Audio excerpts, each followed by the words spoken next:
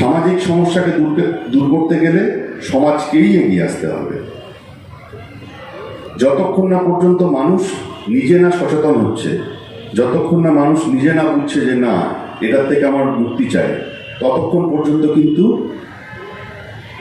কোনো ধরনের কোনো সমস্যার সমাধান হবে না। মানুষ যা করেছে, যতক্ষণ না নিজে বুঝেছে যে না এটা থেকে আমি বেরিয়ে আসবো। একসময় সতীদাহ কথা হতো, স্বামী মারা গেছে সেই চিতার উপরে চাপিয়ে দাও নারীকে, বছরের পর বছর হয়ে গেছে। হিউম্যান সিভিলাইজেশন দেখুন কি অদ্ভুত। একসময় আমাদের দেশে যখন মুনি ঋষিরা বেদ উপনিষদ রচনা করছেন, তখন পৃথিবীর সোকল ডেভেলপড নেশন আমেরিকা, ব্রিটেন, সেখানে তখনও পর্যন্ত শিক্ষার আলোই পৌঁছায়নি। আমাদের দেশ তখন এত উন্নত। চড়ক, সুশ্রুত, আর্যভট্ট এদের মতন বৈজ্ঞানিক, জিরো আবিষ্কার হচ্ছে। আবার সেই দেশেই আমরা কি দেখতে পাচ্ছি, মিডল এজে আমরা পড়ে রয়েছি সতীদাহ প্রথা, বাল্যবিবাহ, মেয়েদেরকে এডুকেশন সিস্টেম থেকে টোটালি আউট করে দিন, মেয়েদের শিক্ষা দরকার নেই, আর তারা এগিয়ে গেছে বহুলাংশে। মানুষ একসময় চিন্তা করেছে যে না বাল্যবিবাহ, সতীদাহ বন্ধ হওয়া উচিত, সতীদাহ বন্ধ হয়েছে। মানুষ একসময় মনে করেছে যে না ছেলেদের শুধু নয়, এটা মেয়েদেরও অধিকার, পড়াশোনা শুধু কেউ কারোর একক সম্পত্তি হতে পারে না। মানুষ বুঝেছে, তাই জন্য যে নিষেধাজ্ঞা ছিল সেটাকে তুলে নেওয়া হয়েছে। মানুষকে আগে এগিয়ে আসতে হবে। এবার আপনি ব্যক্তি হিসাবে কি করবেন, আপনার ব্যক্তি হিসাবে কি করণীয়? পাশের বাড়িতে একটা বাল্য বিবাহ হচ্ছে, আপনি জানেন কি করবেন। আবার ধরুন আপনি নিমন্ত্রিত, তাহলে কি করবেন? কি করবেন বলুন, বলুন কেউ একজন বলুন, আপনি বলুন। ধরুন আপনার পাশের পাড়াতে একটা বিয়ে হচ্ছে, বাল্যবিবাহ, আপনাকে নিমন্ত্রণ জানানো হয়েছে, আপনি কি করবেন? হ্যাঁ,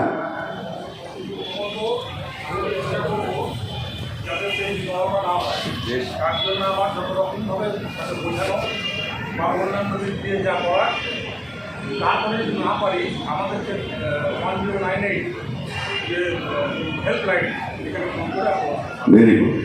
আচ্ছা, উনি যেটা বললেন সেটা হচ্ছে গিয়ে উনি চেষ্টা করবেন যত রকমভাবে সম্ভব। ভেরি গুড, একজন দায়িত্বপূর্ণ নাগরিক হিসেবে এটাই করা উচিত।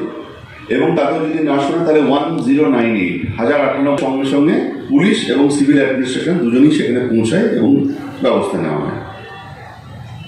আমার প্রশ্নটা আরও ডিপে। ধরুন বিয়ে হচ্ছে, শঙ্করধ্বনি হচ্ছে, উলুধ্বনি হচ্ছে, এবার এই বরমাল্য যাচ্ছে, আপনি সেখানে গেছেন, কি করবেন? বোঝানো স্টেজ আর থাকবে? বোঝানো স্টেজ আর থাকবে না। এ তো অলরেডি ফসকে গেছে আপনার হাত থেকে। আপনি তাকে আর বোঝাতে পারবেন ওই ভিড়ের চাপে? তখন তো আপনি হয়ে যাবেন শত্রু। বেশ, আপনি না হয় করলেন, সমাজ কি করছে? অনেকেই করছে। ভেরি গুড, আস্তে আস্তে এগিয়ে আসছে। এবার ব্যাপারটা হলো যে যদি আমি সেখানে খেতে যাই তাহলে কি করবেন? আপনি নিমন্ত্রিত, আপনি ব্যবস্থা নিলেন, আপনার কথা শুনলো না, 1098 ফোন করলেন, তারপর এবার খাওয়া দাওয়ার পালা, কি করবেন?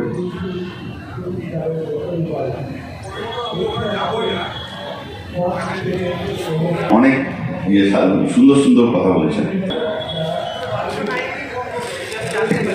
হ্যাঁ হ্যাঁ, এই সবাই 1098 ফোন করলে ওনার ক্যাটারারের 1000 টাকা প্লেট নষ্ট হয়ে যাবে।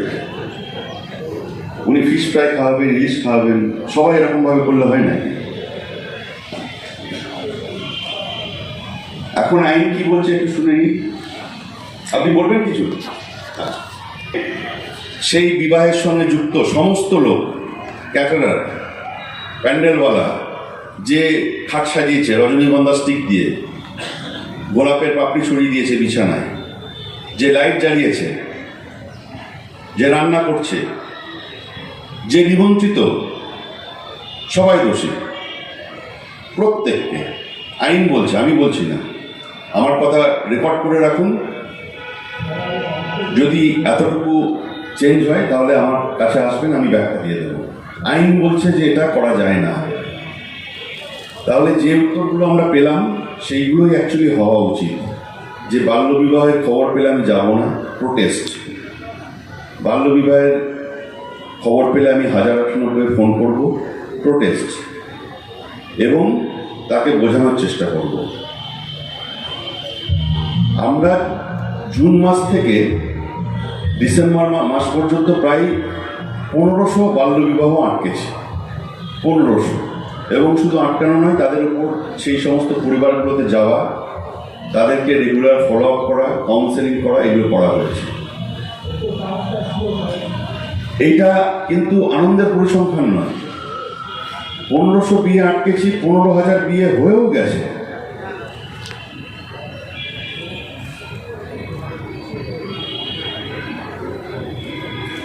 আপনাদের মতন মানুষ যারা আজকে দাঁড়িয়ে বললেন, আমার খুব শুনে ভালো লাগলো